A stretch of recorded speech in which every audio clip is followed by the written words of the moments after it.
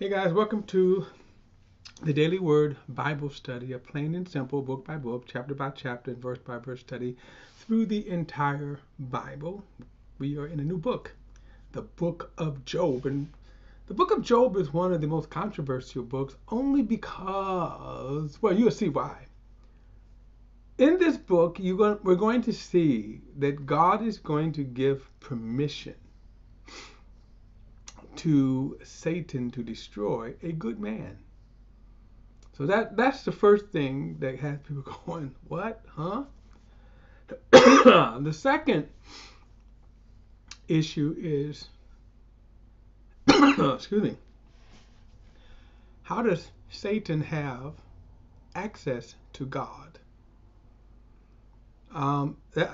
Again, that just I like to refer to Job as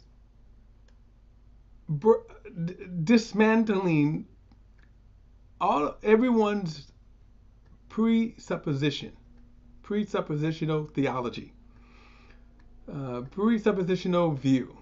In other words, there are a lot of theology out here, and Job comes along and just kind of like, well, if your theology is right, then why is this right?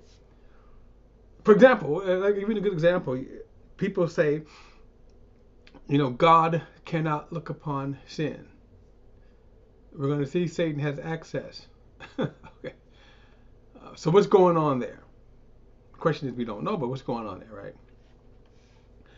And as I said in the introduction, Job, the first two chapters sets up what's going on.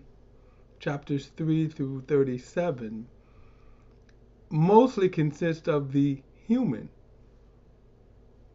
side of it. In other words, men arguing with men side of it, which is kind of interesting in itself. And so it's an interesting take.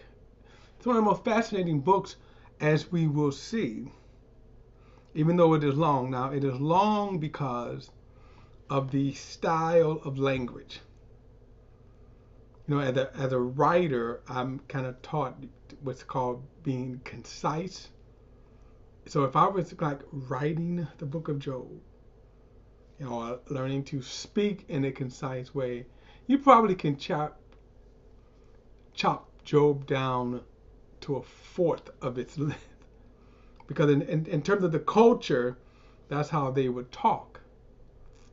They would say, well, your life is like a flower, a sunflower that's been out, in the sun all day, but hasn't hasn't partake of rain that did not come for the last, 90 days because, and it just goes on and on and on and on. Very descriptive, however.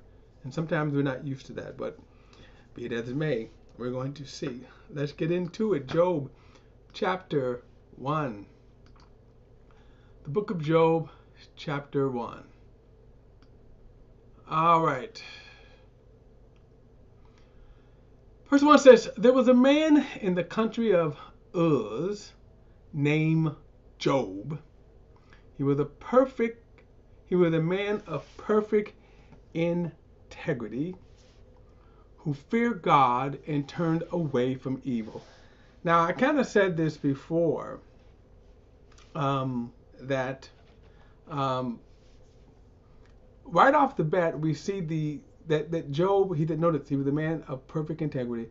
And I said this is most interesting in that during this time, there was a lot of sin around. There was a lot of sin. There was a lot of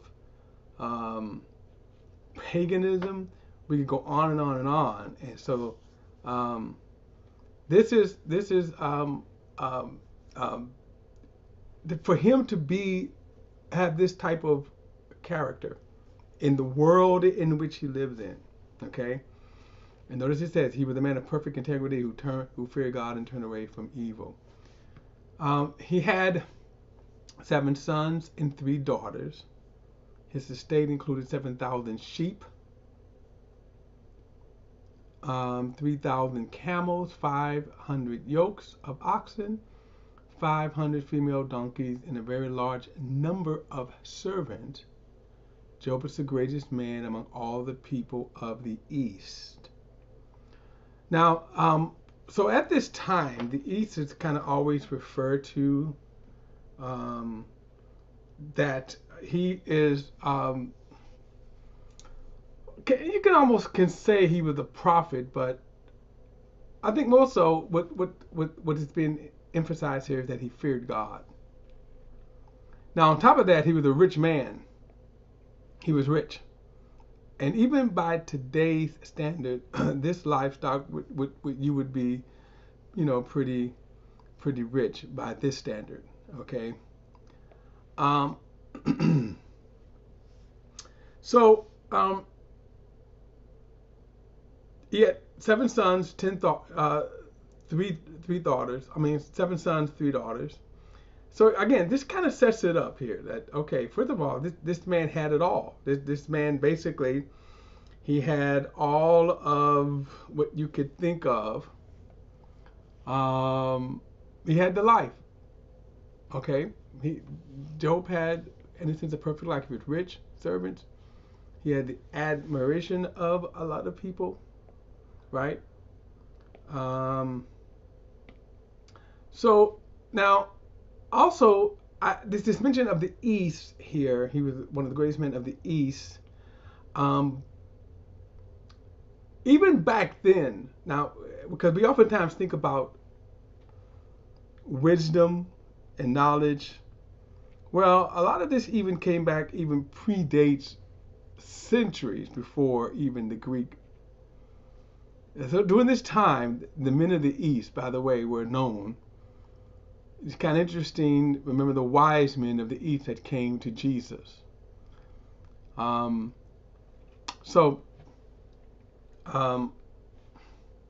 Verse 4 says, his sons used to take turns having banquets at their homes. They would send an invitation to their 3 sisters to eat and drink with them.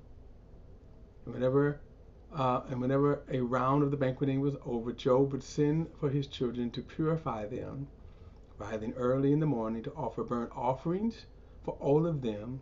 For Job thought, perhaps my children have sinned, having cursed God in their hearts. Thus, this was Job's regular practice.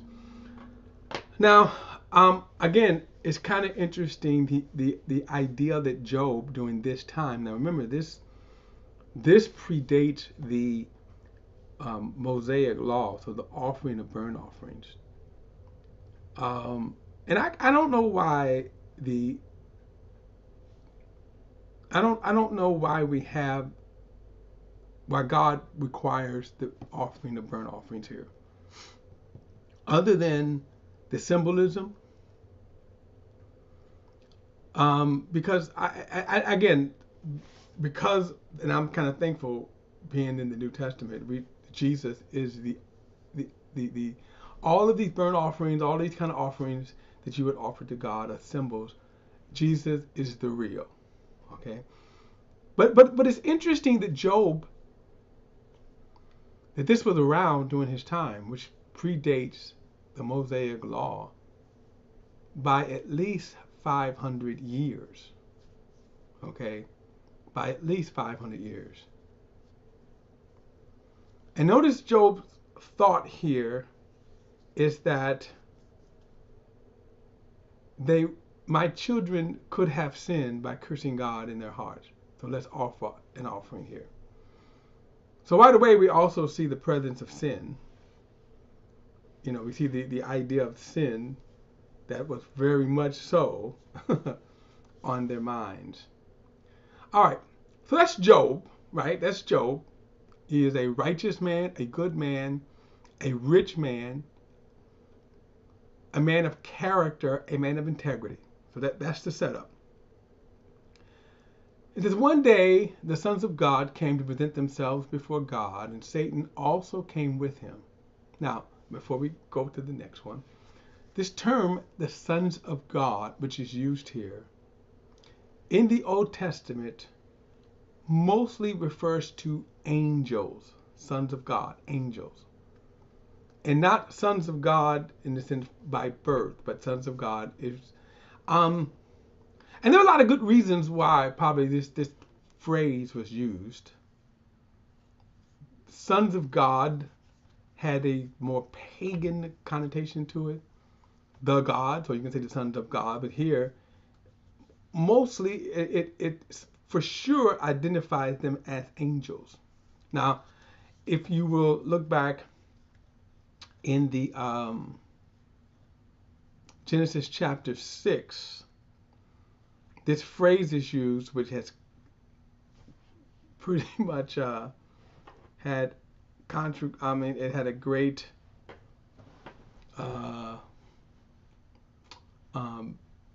controversy over in Genesis 6 that the sons of God came and presented themselves and then had sex with women, took wives, had sex with women, and produced this hybrid offspring.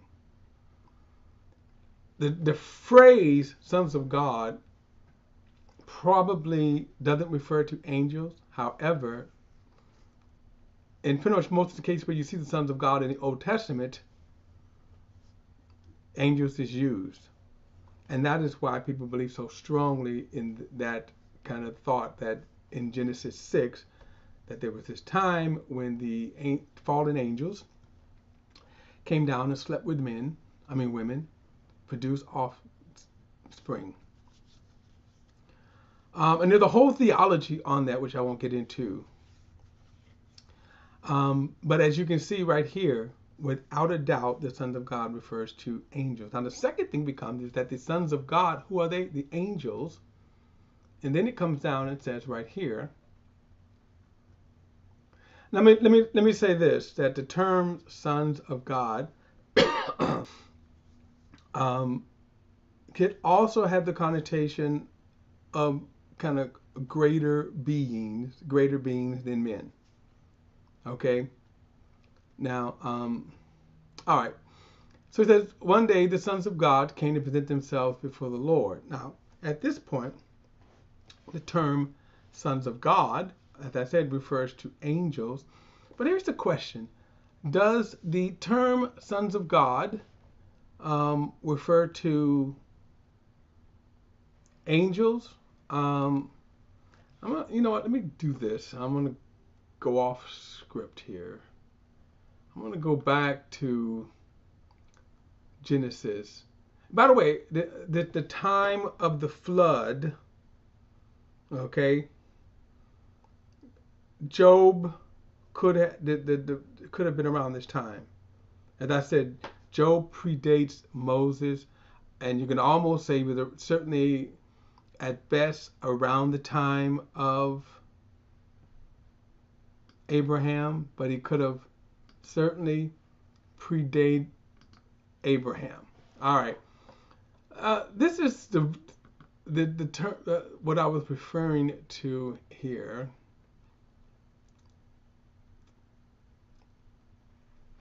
Now here it is in Genesis chapter 1 verse 6 says, when mankind began to multiply on the earth, and daughters were born to them, the sons of God saw that the daughters of mankind were beautiful, and they took any they chose as wives for themselves. And this is the where this comes from. Look at verse 3. And the Lord said, my spirit will not remain with mankind forever, because they are corrupt. Their days will be 120 years. And then it said, verse 4 goes back, the Nephilim were on the earth both in those days and afterwards, when the sons of God came to the daughters of mankind, who were born to them, and they were the powerful men of old, famous men. Now, again, when you think about this term sons of God here, and he uses it twice, he doesn't give any kind of clarification. For example, what I mean by clarification, he doesn't say fallen angels. We know at this time, Satan fell. And again, there's a lot of theologies. One of the problems with passages like this is that their lack of specificity is a problem. So it doesn't. We shouldn't go beyond. We shouldn't go beyond what the scriptures reveal. In other words, we shouldn't input. One of the good questions here is this notion, however, that the sons of God took daughters. So the question is, who are the sons of God? Now, in Job, which we get back to in a moment, without a doubt, they are referring to angels. That's without a doubt. Here, it's not clear. However, if you look and say, well, what is kind of the format of it? In other words, it says, when mankind began to multiply on the earth, and daughters were born unto them, the sons of God. So it's the term sons of God a euphemism? And it's vague because if you're referring to angels, as most definitely they are referring to angels, then are they referring to angels here, the sons of God? And then, of course, if they are referring to angels, are they referring to specifically the fallen angels that rebelled against God with Lucifer or Satan? All right, so, and I have some problems with the notion if you're saying that these angels came and they cohabited with women. Let me tell you why I have problems with this. I did not mean to go this, but this is going to be kind of an extra bonus lesson here. Okay, this is an extra bonus lesson because I didn't mean to go this far, but I'll play it out. The term here when he says sons of God, so this idea of sons of God who took the daughters, right, of mankind and they were beautiful, and they took. I'm sorry, let me go back and read this. When mankind began to multiply on the earth and daughters were born to them, the sons of God saw that the daughters of mankind were beautiful, and they took any that they chose as wives for themselves. So the problem is that if these are referring to angels, of course, then what group or set of angels are they referring to? This passage is not clear. So again, are they talking about angels that are up there with God in a sense at the time, the present? Or are they referring to the fallen angels that fell? The scripture does not bring this out. Now, the reason why I do not believe that it's referring to angelic beings, Jesus made a statement about angels, said that they do not marry nor are given in marriage. And there's an inference there that I take that, first of all, they're not compatible. So that's the first thing. That becomes the question. Are you saying then that there are created beings before the foundation of the world that they were created with compatible genitals, compatible DNA? In order to make that work, in order to make this notion that these angels cohabited with women, in order to make that work, okay, wouldn't they have to be fleshly? They would have to have genitals, right? These sons of God would have to have male genitalia with sperm DNA that could mate with women. Because remember in verse 4 it says right here, the Nephilim were on the earth and began in those days afterwards when the sons of God came to daughters of man, who bore children to them. So if these are talking about angels, then again, this very vague. It's very vague, and again, I don't believe that it's referring to the angelic host. Not in this passage of scripture here. All right, like I say, that I didn't mean to go that far, and we're going to pick it up in the next study. It's kind of interesting study though, but only because Job uses the term the sons of God, okay? Because he used the term sons of God. We'll pick it up in Job in the next study. Don't forget to like and share this video and subscribe to BP, the Bible Perspective. As always, if you have a thought or comment, add it to the comment section below. All comments are welcome. All right, guys. I will see you in the next study.